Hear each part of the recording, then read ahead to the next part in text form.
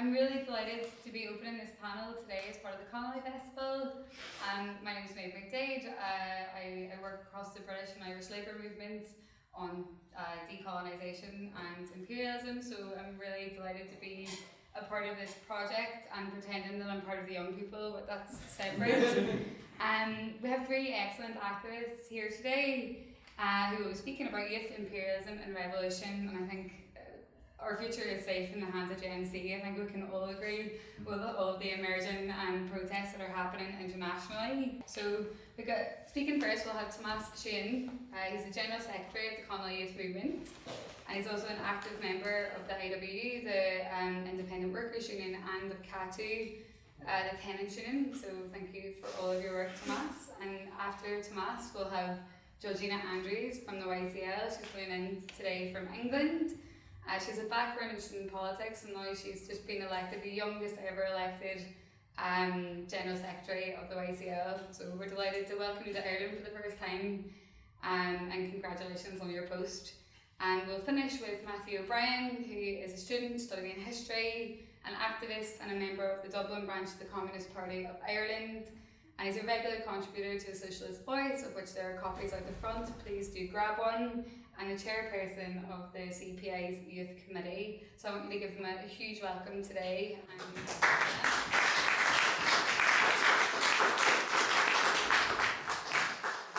I also just want to say, so they'll be speaking for around 10 minutes, give or take 5 minutes either side, let's see, no pressure. And we'll have an opportunity for discussion, and we really want to encourage people to bring out what they want to offer and what they want to see. We have a world to win. So up James Connolly, and let's begin with Tomás. Thank you.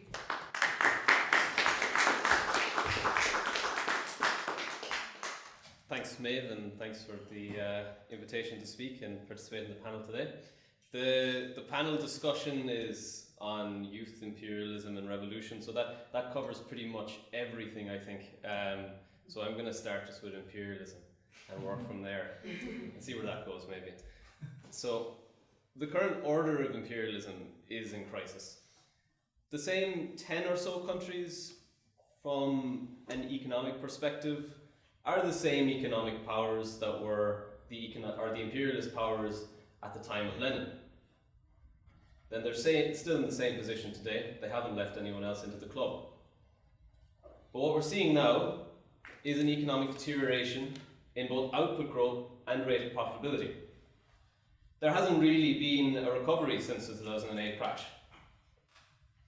And consequently, we're seeing a heightening of contradictions and tensions both in Ireland and internationally. The rules-based order, which was in reality an international consensus based on US military and economic domination, structured for the benefit of the United States and its allies, is struggling. We see China challenging the technological superiority of the established imperialist powers, which is one of the bases of the unequal exchange that characterizes imperialism. So, as a result of these heightening contradictions, we're not just seeing an increase in military conflicts internationally, but we're seeing a few consistent trends in the Western Bloc. This is also affecting Ireland. The first is the emergence of a more authoritarian form of neoliberalism. The second is the rise of the far right, which has escalated in Ireland in the last few months. The far right has managed to completely capture the narrative on migration and housing. And while the numerous far right parties might not make major electoral gains in this election, they have already succeeded in pushing establishment parties further to the right, such as Fine Gael.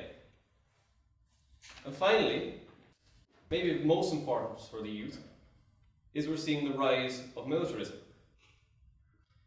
We're seeing this materialise in Ireland through a concerted push to destroy any remnants of our military neutrality and increase our military spending.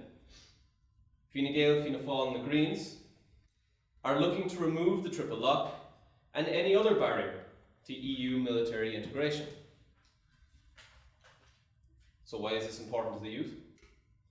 Well, the people making these decisions aren't the ones that are going to be on the front lines.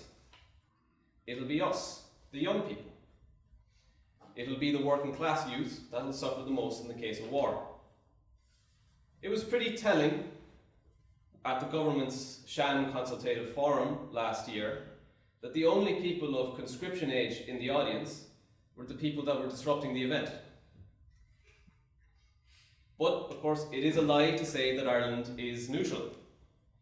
The North is directly integrated into NATO, with US warplanes using Aldergrove, much like Shannon, as a stepping stone for their operations in the Middle East. Meanwhile, the South is arguably already part of the military bloc through the integration of the Western European Union into the EU with the Lisbon Treaty. Plus, the government only recently signed a new individually tailored partnership programme with NATO. That's a neat trick. This only integrates us further into NATO's intelligence apparatus without, of course, making the jump to full membership. So even though they don't have popular support, they're finding ways to work ahead deceptively, as they've done before with the European Union. With the war in Ukraine, the government made these developments make sense. The southern state has never been politically neutral. With the war in Ukraine, the government made this explicit, that while we might be militarily neutral, we are not neutral in that war. But I think it's important not to fall into a trap of this kind of bourgeois pacifist notion of neutrality.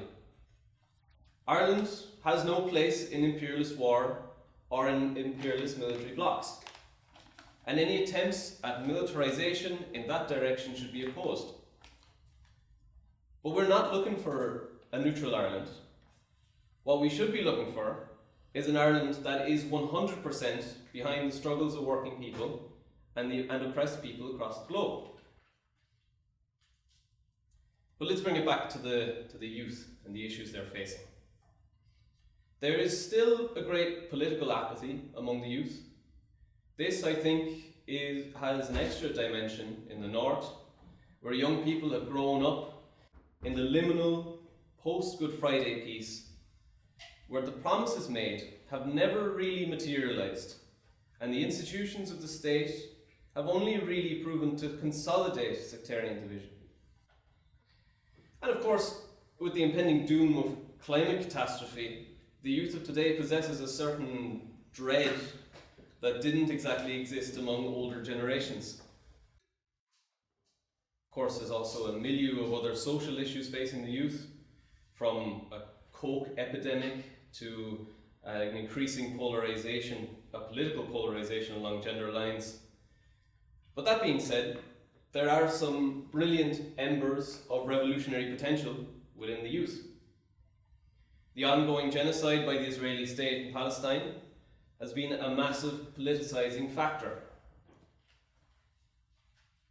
And we've seen a huge wave of student direct action through college encampments, both internationally and in Ireland.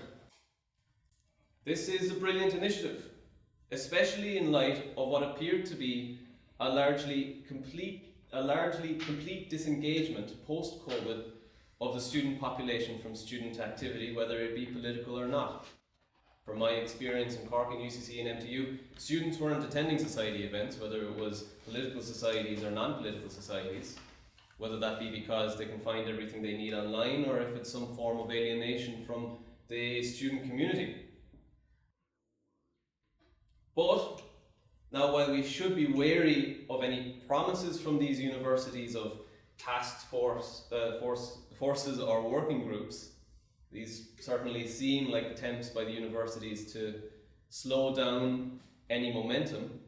These encampments have been a great demonstration that organised collective action does work and that students have power to achieve political gains. We've seen a huge increase in political consciousness because of Palestine.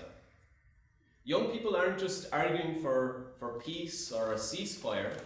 They recognise the fact that the only way that Palestine can be liberated is through smashing the Israeli state.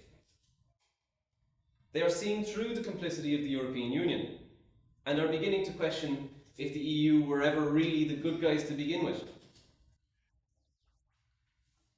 And because of this, we're beginning to see a slight decrease in favourability towards the European Union. It's still upwards of 80%, but that is a start. Now, a good part of that may be because of the rise of the far right and the media's focus on migration, but part of it is absolutely due to the EU's complicity in Palestine. But what this shows is that we must be unabashed in our condemnation of the European Union. Immigration isn't the problem with the EU. It's the EU's economic control, it's the EU's military initiatives, and it's the EU's barefaced neoliberalism with its privatisation and austerity that the EU enforces with an iron fist. At the moment, the narrative is completely in the hands of the right. Maybe that's because, or a consequence of the establishment left parties having completely bought into the European Union. But we shouldn't be afraid to condemn the European Union. And if we don't, the consequences might be disastrous. But to bring it back to the revolutionary potential of the youth, there is a huge appetite for organised struggle among young people. 67% of people between the ages of 16 and 24 are favourable to organising within unions. It's young workers who are predominantly in outsourced and casualised work, but they understand the role of organised labour. And young people are willing to act on this. With the Community Action Tenants Union, it's a tenants union that's brought the union model to the housing struggle. It's predominantly young people under the age of 35. Yet they're even succeeding in bringing people of other generations in. You see that with the successful organising attempts of council tenants in Dublin and Cork. Last year, we saw with the Iceland strike with the Independent Workers Union, I would say maybe a third of those workers were under the age of 25 that went out on strike. Now, while that strike wasn't successful, it was a great demonstration of the potential of young workers for taking militant industrial action. Not sure any union could have succeeded in that dispute. An interesting note to come from that as well is that many of those workers, as a consequence of the housing crisis, weren't renting. They were living at home rent-free. And now that's certainly not a good thing, but an interesting thing to come of it was that there were fewer barriers for those young workers for taking industrial action. It didn't matter so much if they were to walk out of work for a day, because that one day's work wouldn't mean that they would get kicked out of their house. But despite this appetite, it doesn't seem that the ICTU unions are that interested in organising younger workers. SIPTU doesn't have a youth committee. Forza and Mandate have shut down their youth committees in the past whenever they've become a bit too uppity. Mandate only recently voted down at their biennial conference a proposal for their youth committee to have a seat on their NEC as an observer with speaking rights. So there's a lot of posturing going on, but not much being done to facilitate youth engagement. In a way, I like to think that we're back at kind of an infant stage of the workers' movement. The vast majority of private sector workers are non-unionised. I imagine the majority of them probably haven't even been asked if they want to be members of a union. In the United States and elsewhere, we're seeing the rebirth of a grassroots form of union organising. We should be encouraging and facilitating that, whether the ICTU unions are interested in it or not. And we should be explicit in our union organising, whether this be in the community or in the workplace, that what we are doing is class-based and we're going to militantly action on that. It's not social partnership that we're looking for, it's socialism. So what's to be taken from this? First of all, it's the responsibility of the older generation to allow the youth to meaningfully participate in all areas of struggle. Let us take initiative and let us make mistakes. Conversely, it is then the responsibility of the communist youth to take advantage of this great revolutionary potential of young people and advance even further the struggle for socialism. Sheehan.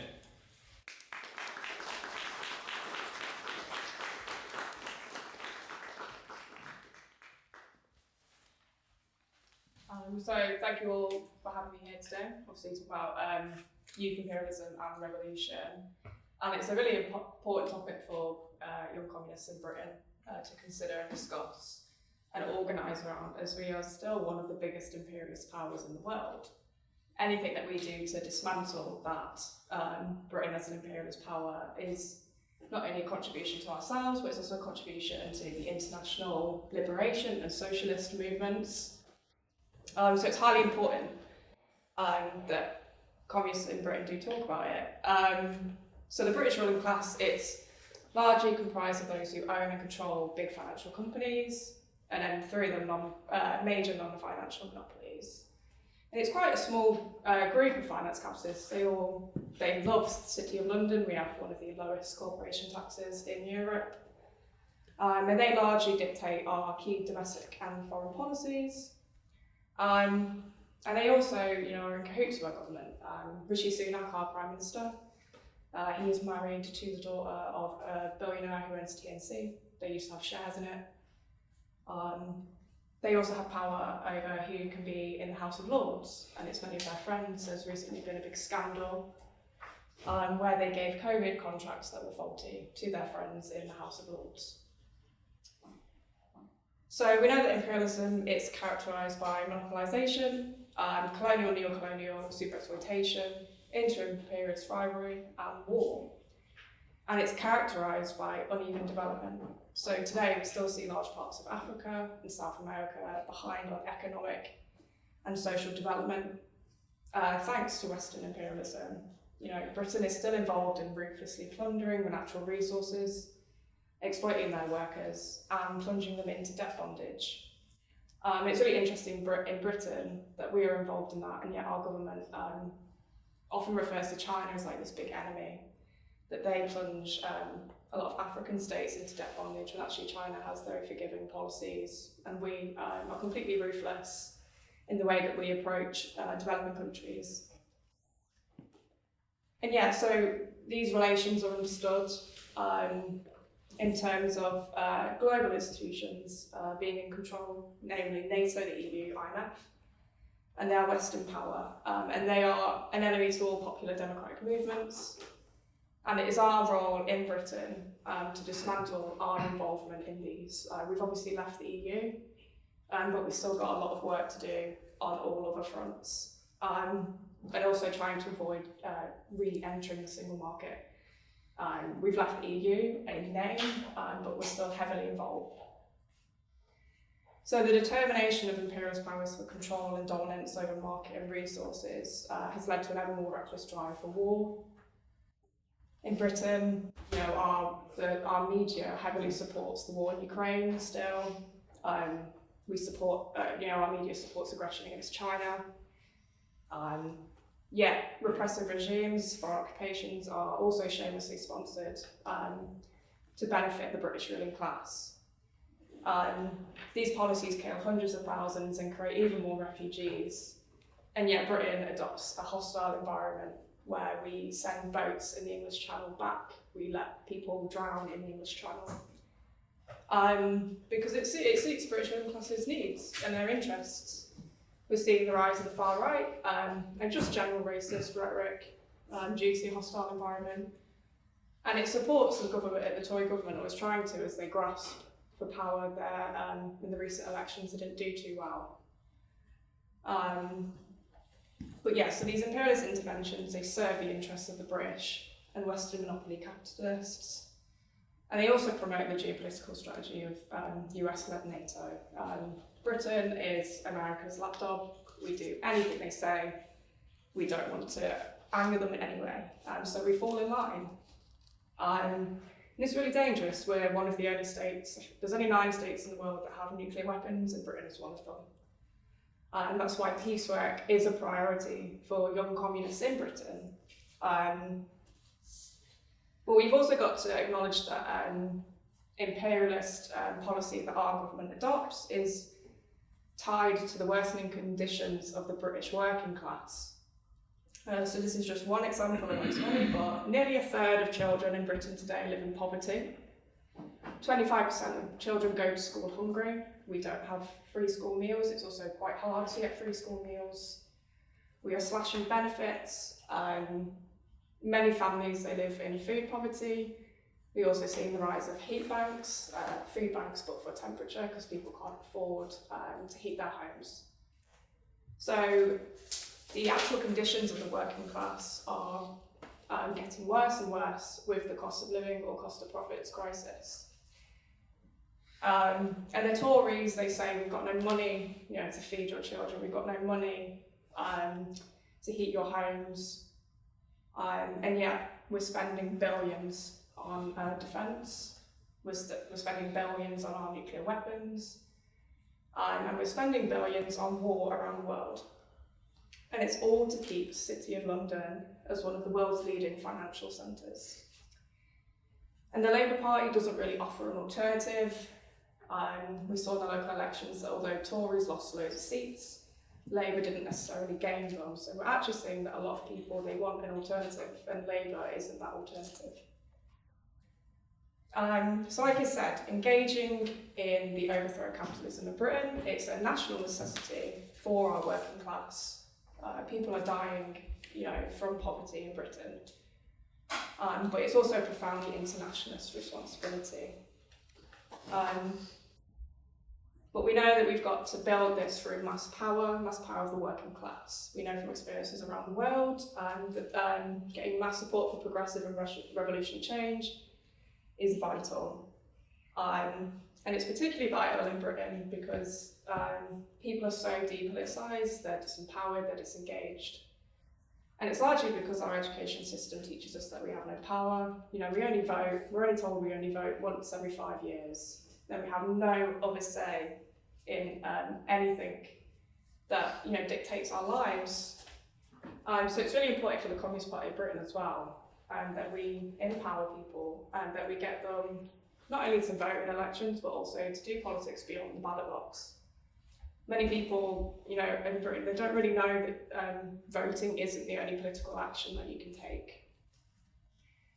So we know that there's no substitute for the organised working class in building socialism. And that's why Communist Party of Britain really focuses on the trade union movement. And we also do a lot of work on the trade union movement, on imperialism. Many support movements against imperialist black subversion, state repression, or foreign occupation.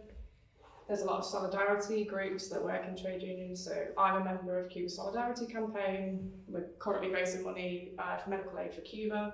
There's many other great initiatives that a lot of people in trade unions are involved in. And it's a way to bring trade union members who aren't necessarily political into the political landscape. However, we still have a long way to go. A lot of trade unions won't take an anti-war stance on weapons manufacturers because they have members who work in the weapons industry.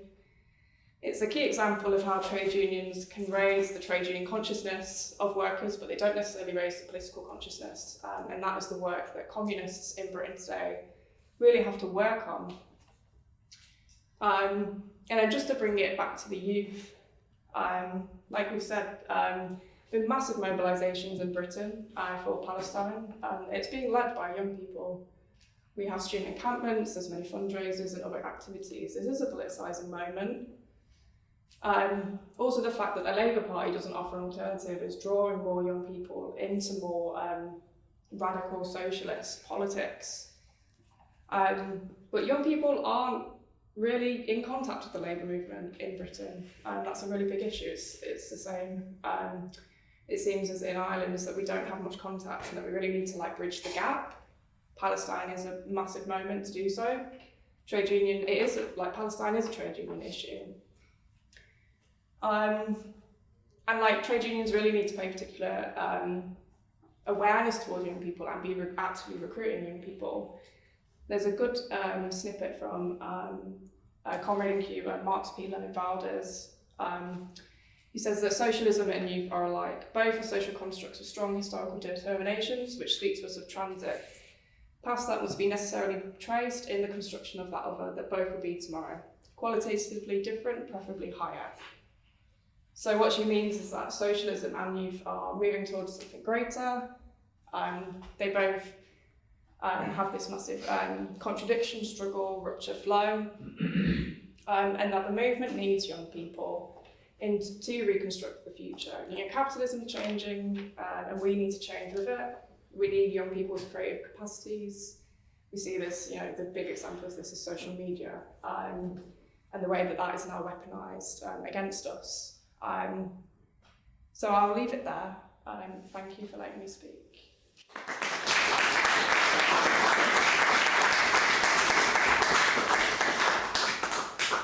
Thank you everyone for coming down today. I can imagine, it's had better things to do on a Saturday. Thanks anyways. Comrades, we live in radical times not seen since the 1930s.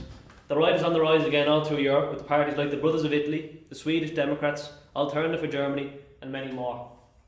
The ruling class is pushing an anti-neutrality pro-NATO stance, further emboldened in their effort by the Russian invasion of Ukraine. The capitalist system is presiding over multiple crises in housing, healthcare, climate, education and many, many more. These, mixed with a low density of young people in trade unions, are causing numerous problems for the youth of Ireland today. The youth today are not taught words like solidarity or comradeship. Instead, they are pushed individualistic, anti-worker ideals about how everyone is able to make money if they simply show a bit of initiative and courage. This is unfortunately reflected in the level of union membership. A 2021 UCD study found that 45% of those in unions are between the age of 55 and 64, while only 15% of those in a union are between the ages of 16 and 34. The youth are not engaged with unions like they once did, and this had two effects. One, the youth are taken advantage of in their workplace, for example, by working unpaid hours and not getting proper breaks. And two, unions are comprised of older workers who are less able or interested in engaging with young people. I think Tomás said it there earlier about all the trade unions that used to have the youth committees and now they're just gone. The youth need to get involved with trade unions again, not just for themselves, but for all workers. Many are also of the idea that if they don't understand something, they should be against it. There's a growing number of young people today who are transphobic, for example.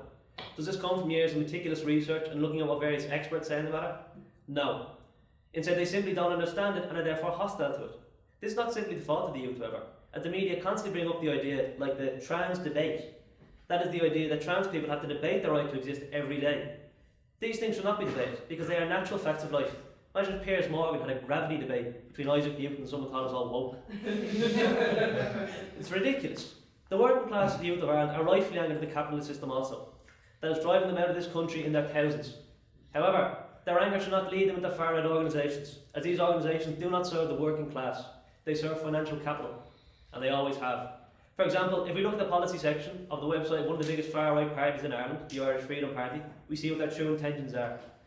They call for a 50-year intergenerational mortgage. This means a young person will have to pay off their parents' mortgage if their parent dies, and if the child is unable to pay the mortgage, the house is given back to the bank. How many young people are on a wage similar to or higher than that of their parents? It's a nonsensical idea. The way to solve the housing crisis is not to give people more debt and to give the banks more power, it's to do the opposite. The housing crisis can only be fixed by building public housing with rent linked to wages, banning the build-to-let model and stopping companies from buying up blocks of houses. They also want army patrols in most sensitive areas. As anyone can tell you, the last time an army of any kind patrolled an Irish street, it led to massive problems to say the least. As a military, it's simply not meant to deal with civilian issues. In the section entitled Fairer Tax System, we see what their hatred of the working class is. They claim, quote, the OECD has reported that Ireland has the second most progressive tax system among its 36 members. That basically means middle to high earners pay disproportionately more in income tax than nearly every other developed country, quote. This clearly shows their sympathies lay. They don't care about the working class, they only care about the high earners of society. They don't want more tax revenue to improve schools, the HSE and other vital infrastructure that the tax pays for. They want to repeat what the Conservatives have done in Britain by underfunding the health service and pushing more and more people to go for private health insurance, among other things. They also acknowledge poor minimum wage. However, the solution they offer is predictably racist, and that is to cut down on immigration, so an employer would have to pay their workers more. This is a nonsensical idea, as we know employers won't give higher wages to workers from the kindness of their hearts. Higher wages are won by workers' struggle and by unionisation, and failing that, it is government intervention that brings up the minimum wage. The Irish Freedom Party would not raise the minimum wage, as they are the party of big business and don't want to interfere in the market, even if it would greatly benefit the working class. The far right is constantly doing the bidding of the bourgeoisie and the parties in power. Instead of attacking Fianna Fáil, Fine Gael and the Greens, they direct most of their energy towards opposition parties, like Sinn Féin, People for Profit, Labour and Social Democrats. I'm sure we also had a video there of the protest on Monday, where they're all calling Sinn Féin traitors. Sinn Féin aren't in government. As I say here, we in the Communist Party have a lot of issues with these parties, but we understand they're not the ones in government like. It is not normal to act as if they are the ones in power. The reason the far right doesn't direct more anger towards the actual government parties is that the parties in government are the cause for the rise of the far right. This can be seen with the government's disastrous immigration policy, which has driven droves into the anti-immigration camp and aided the rise of the far right. So much so, it's almost as if it's been government policy to foster this rise. The other way the far right benefit from the government is the fact that the government is a staunch defender in maintaining the dictatorship of capital, which the far right greatly benefit from. This can be seen with the far right National Party, reported as having assets including €400,000 worth of gold, even though they've never achieved 1% of the total vote in any election. The Communist Party is the true party of the working class. Instead of giving more power to banks and big business, we call for affordable access to good quality housing, universal public housing with rents linked to income, a high standard of medical service for the working class, an all-Ireland public health service for the whole of Ireland, an employment and economic programme that addresses the needs of the whole country, and a clear all-Ireland programme for an environmentally sustainable economy. These are real solutions to the problem our class currently faces, not the empty, divisive rhetoric and fascist bluster of the right. Another front of struggle is the student movement. To resist imperialism on the far right, the youth of Ireland need to get more engaged with the student movement. We have seen the student union of Trinity College and the ones in Maynooth as well, and the ones in Queen's University Belfast, along with their college's BDS movement, including members of our own party, do great work in that field with the Encampment for Palestine. However, it is unlikely that any other student union would dare go that far. The student unions are too docile, and student other unions are led by people who are either doing it for a nice reference on their CV or who represent a reactionary brand of politics. They waste the power and influence they have by not engaging with the students properly. We cannot underestimate the power of the student movement. This can clearly be seen with the student protests in France in May 1968, which led to the French government fleeing to West Germany, and a sympathetic strike from the workers, which caused 11 million workers to go out and strike. The protests of 2011 in Burkina Faso, where students played a vital role in ending the regime of Blaise Compaoré. The Soweto uprising in South Africa against the apartheid, and so many more. The old idea that students become radical and then leave it all behind at the end of the real world may be true for some. That doesn't take away from the fact that the students make big differences, and our student unions need to realise this. Communists also have to realise that there is incredible potential for communist involvement in student unions. Although for the most part, the student movements have been left-wing in orientation, communists have rarely, if ever, been able to decisively influence the growing militancy of the youth. We should build on the success of the student struggle and deepen the ties between communism and the student movement. The big issue that has dominated Ireland for the past 102 years is, of course, that of the occupied 6 counties, which remain under British rule. For decades, Catholics and Protestants murdered each other, and still there is deep divide in the north. Sectarianism only works to divide the working class. Thankfully, the north is no longer as sectarian as it once was. However, of course, sectarianism still exists. And this is all down to the youth. The religious divide is weakening for the simple fact that people are not as religious as they once were. This will be a key factor in helping to form a new and united Ireland. The failure of the Conservative government and the embarrassment of the allegations against Jeffrey Donaldson has caused the DUP have meant that more and more people are voting for an alternative, and that alternative is Sinn Féin. However, a Sinn Féin government will only expose the inherent flaws of the capitalist system. Stormont will still be subservient to the British Parliament, and this Parliament will do everything in its power to make sure its oldest colony does not go away. We in the Communist Party have always been influential in the north. When the troubles were ongoing, we were one of the few parties, not for Catholics or Protestants, but for the working class as a whole. Betty Sinclair, after who our border counter branch is named after, was instrumental in the founding of the Northern Ireland Civil Rights Association, the NICRA, and would lead until 1969. One of our previous chairpersons, Andy Barr, was the main organiser in a protest against the 1974 fascistic Ulster Workers' Council strike. The Communist Party have always been, and always will be, a party for all working class, and it's these anti-sectarian roots that we're very proud of, and that we emulate today. The final issue I will discuss is that of NATO. The inter-imperialist war in Ukraine, after the illegal Russian invasion, has seen a rise of anti-neutrality, pro-NATO rhetoric. The ruling class have longed for the destruction of Irish neutrality so our nation can send our working class of Ireland to their deaths in trenches in Ukraine, Taiwan, or wherever else the NATO terrorists turn to next. We must not pretend the world is black and white, with the good guys NATO on one side and the bad guys Russia on the other. The illegal war in Ukraine is despicable, and since day one we in the Communist Party have called for a ceasefire. However, that does not mean that this war is simply the fault of Russia. The war is due as much to NATO expansion east as it is to Russian aggression. Since the illegal dissolution of the Soviet Union, NATO has needed a reason to exist. NATO, and especially America, couldn't just say, well lads, the Cold War's over, we'll now cut our military spending by 80%. As this would have led to an economic crisis, as the military-industrial complex is so ingrained in the American economy. So they needed a reason to increase their military budget every year. To do this, NATO decided that those nations of the Cold War that were unfriendly to the West, but also unfriendly to the Soviet Union, so they were acceptable, were no longer acceptable. We saw it in the war in Yugoslavia, in which the US illegally bombed the Yugoslav Republic of Serbia for 78 days straight, also bombing Montenegro. Thousands of civilians died in the bombing of Serbia. The nation was in no way a threat to NATO, and they still went over to cause over $1 billion worth of damage. It happened too with Libya, which went from the wealthiest nation in Africa to one of the poorest. Libya had gone from an illiterate agrarian nation to a highly industrialised nation where education was free and compulsory under the leadership of Muammar Gaddafi. The cardinal sin Gaddafi committed was not that of imprisoning protesters or any other crime. His actual sin was the gold dinar. The gold dinar was a currency that Gaddafi wanted all of Africa to use. This would have been a disaster for the Western capital system, as it would have weakened neo-colonialism in the continent and reduced African dependence on Western imperialism. This led to the US backing separatists who murdered Gaddafi in 2011, and to this day there's still a divide in the country. The same can be seen with the Iraq War. What was once a modern, educated nation is now reduced to almost nothing. After 12 years of bombing, starting in 1991, and over 1 million dead, a 2005 UN study revealed that 84% of higher education establishments have been destroyed, damaged and robbed. The healthcare systems collapsed and thousands still live in Iraq today, missing limbs due to NATO bombs. The depleted uranium from US bombs has caused long-lasting damage to the water and soil of Iraq. Babies are still born to this day with birth defects due to the bombs. Collective punishment was caused by the Americans who held wives of Baptists until they gave themselves up. Even after all this, the New York Times still ran an article in 2007 that stated the war, quote, is one of the noblest endeavours the United States or any great power has ever undertaken, quote. The situation in Gaza now is proving that people are unanimous in saying we won't be lied to again. We are told that Hamas beheaded babies. This is a lie. We are told that the people of Gaza hate Jews. This is a lie. We are told that Israel is the only democracy in the Middle East. I'm sure we can all agree that's also a lie. We have been lied to about NATO, but never again. We must resist any attempt of getting Ireland into NATO, and we must work to strengthen our neutrality. For example, the ongoing use of Sheehan Airport by the American military is a disgrace and needs to be stopped. We commend the efforts of campaigners young and old in raising awareness and fighting for the cause. Comrades, we must never lose hope.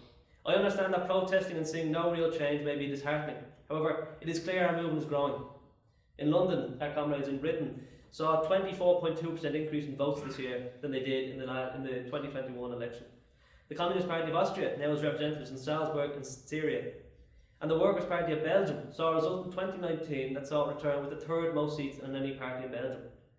And this is just a handful of examples. This does not include places where communist parties are in power.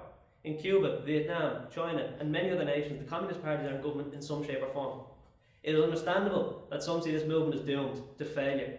However, it was 46 years between the defeat of the Paris Commune and the October Revolution. As Rosa Luxemburg famously said, before a revolution happens, it is perceived as impossible. After it happens, it seems to have been inevitable. Thank you.